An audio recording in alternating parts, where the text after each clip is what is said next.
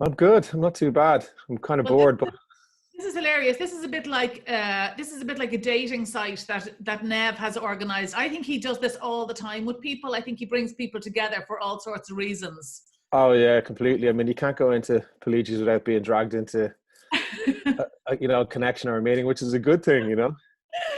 Well, anyway, I'll do it. I won't do a biog on you because I could be your grandmother. So I'm definitely not going to do a biog on you because when I read your biog, I then looked at LinkedIn, and then I was on YouTube and I thought, my God, I was like looking at what the world you're in is so not my world, and I'm Yeah, doing this chat in my kitchen just since the lockdown, and so because I have met Nev a few times in Pellicci's in London.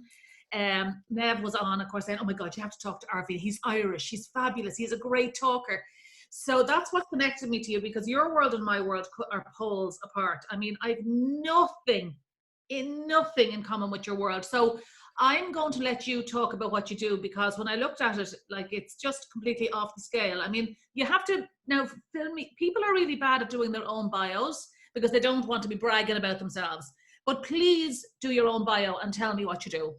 first of all, I just want to say I absolutely adore your kitchen, and it matches your top, and Thank I'm you. buzzing off that completely. So I think that's one thing we have in common: style.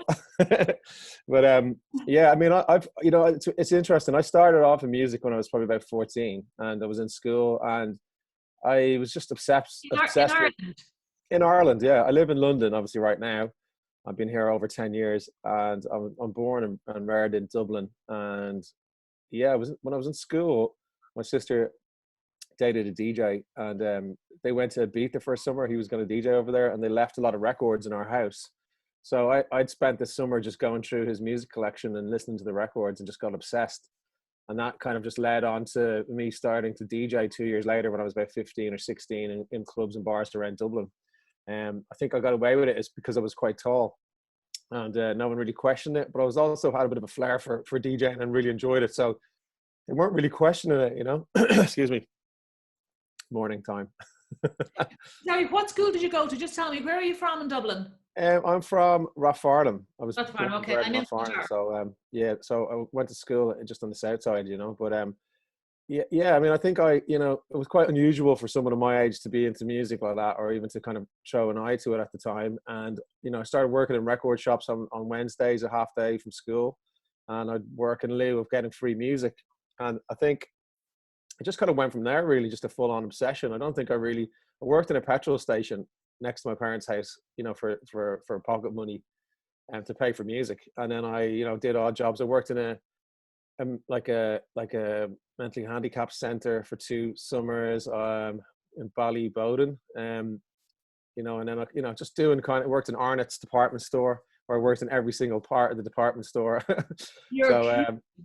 yeah, I mean, I was just obsessed with music. So, and you need money to buy records. So I was like, I'd take any work on that I could get, just to pay for them. It wasn't until I was about 15 or 16 before I started earning from DJing. I mean, the first gig I did was in the Button Factory on a Monday night, which was the Temple Bar Music Center actually back then. And Yeah. I managed to blag a gig via getting backstage at a um, Jamiroquai concert. somebody I was hanging out with the DJ from Jamiroquai. I didn't know. I just started chatting to him because my mate was the security guard for Jamiroquai.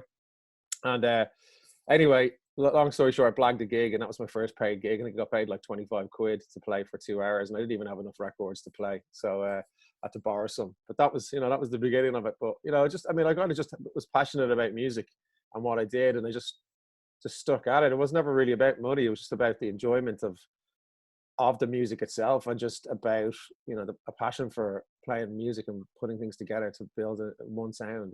So I think that's And kind had of you any interest in school at that point? Did you know did you know at that point you wanted to be a DJ? Like, was I there such did a from the job from the being a DJ? yeah, from the minute I started. I was like, this is what I want to do. Music is what I want to do. The minute I discovered it, it was a kind of a door that you couldn't shut. I think Okay.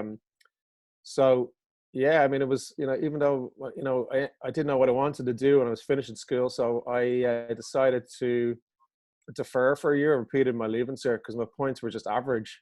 And I didn't really know what I wanted to do. I didn't want to go to do an arts degree in UCD, or a few people were doing that. And I just needed to do something I really cared about.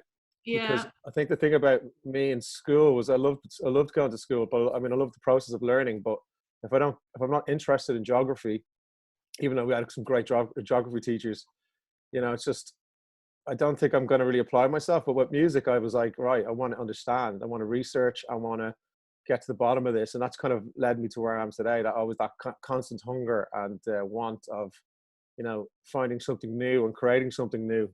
I think it's really important to always be, discovering what's new and what's next, and trying to push yourself if you're going to do music, because it's very easy to get trapped in the kind of old school and get stuck in a generation or a time period, And I've been through a couple of time periods of music and a couple of evolutions of my own musical career and path.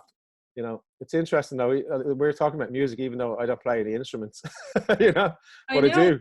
It's the But future, the list you have there, like, talk about the serious high polloi of the music industry. I mean, you're totally immersed in it now, obviously.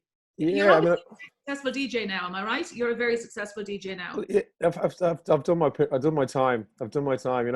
I think Yeah. at the moment what I'm trying to do is get more into production, and consultancy, as well as putting music out. So that's kind of taken like the front seat of my kind of current kind of journey. I've been working with bands and rappers, and that's a place where I've Drop kind it of in there, Arveene. say that Drop a few names.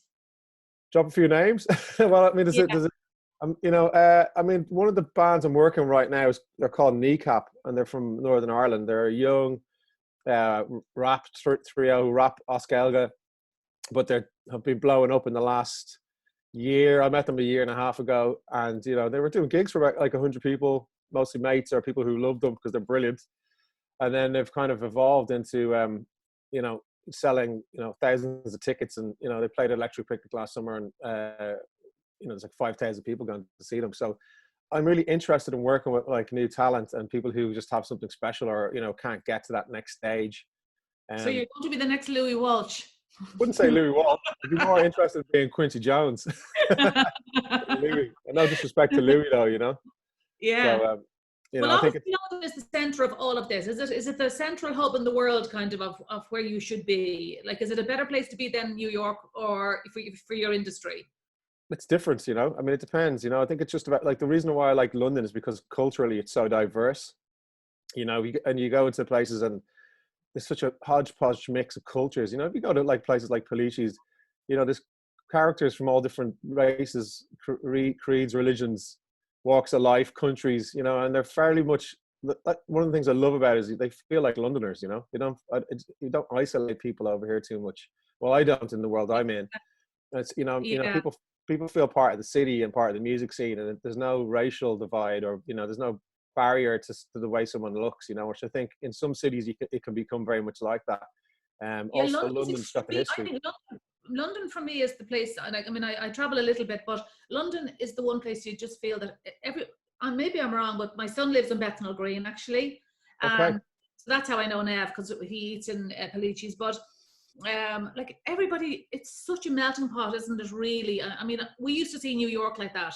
But when you go into London, the last day I was there, like it's just so different to Dublin, isn't it? Dublin is like a small country village beside it. There's so many races. And do they all live together? Is there true integration there, or are people in pockets of their own cultures? Yeah, I mean, I think it's an interesting question, but I think about Dublin is like, you got to understand that it's about numbers, So Ireland is like, how many people live in Ireland? Like 3.5 to 5 million. 5 million. Yeah, 5 million. So, Yeah. in London alone, there's, sometimes at the peak of the business. I remember during the Olympics, because I moved over here during the Olympics. I ended up working with the Irish Olympic House for the period of the Olympics. But basically, there was like, they were saying there was up to 12 million people in London at that period, at the peak, because there was so much tourism, and then the Olympics added this extra belt. So you're talking somewhere between, I mean, at the most, London can fit like 12 million people in it, or on an average, it's 6 to 8 million.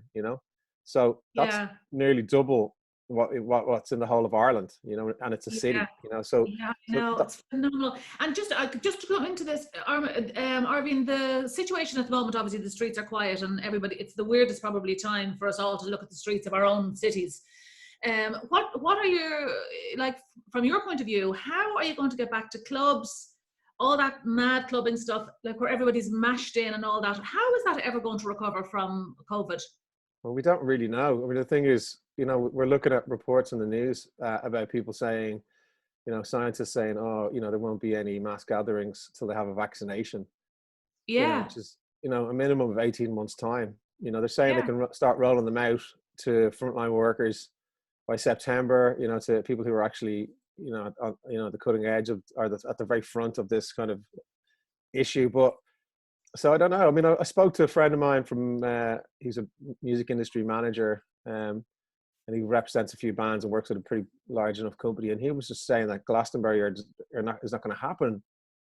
It's obviously not happening this year, but they were skeptical at whether it will happen without a vaccine, because they're going to stick between 200 and 400,000 people in a field, So if there's no vaccine, that's like... And definitely no social distancing. It's no social distancing. So to be honest with you, right now, I don't know. I don't know the answer. I don't know if I'll ever be back in a nightclub or back in a festival right now. And I know in Ireland, their whole, like, Electric Picnic hasn't been cancelled yet, or, Body and Soul, two of the biggest ones, and I'm sure there's other ones that haven't been cancelled yet because they're holding out. But the reality is, it doesn't seem like it's going to happen right now, because there'll be no kissing at Listo and Verna. that's for sure. Well, I mean, there'd be no kissing, period. You know what I mean? I don't. It's like, disaster.